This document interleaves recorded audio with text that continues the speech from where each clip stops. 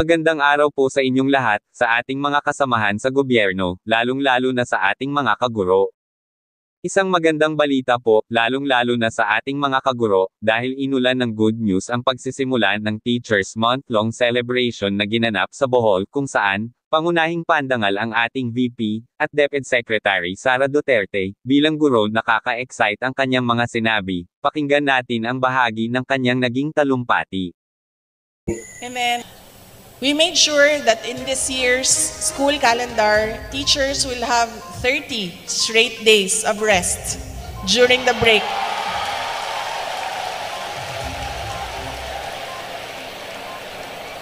Without any DepEd activity that requires volunteer work.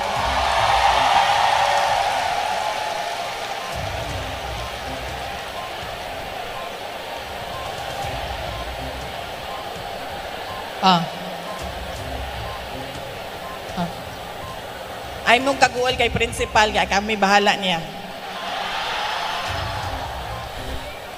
All activities with voluntary participation is scheduled after the said 30-day break.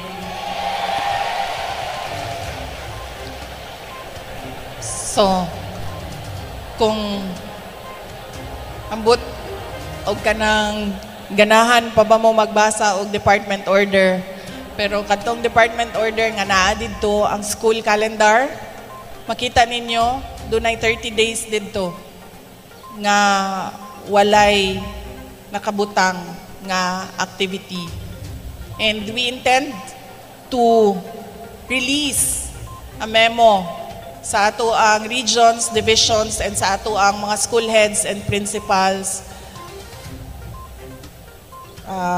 that they must answer if there is any complaint nga gipa-report ang teacher during the 30 days na break.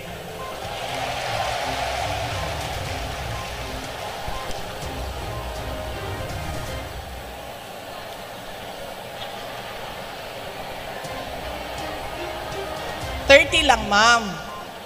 Dili 60. Kaya nga naman, 30 naman ang sick, o niya, 30 ang BL. Mao man ay naa sa tanan empleyado.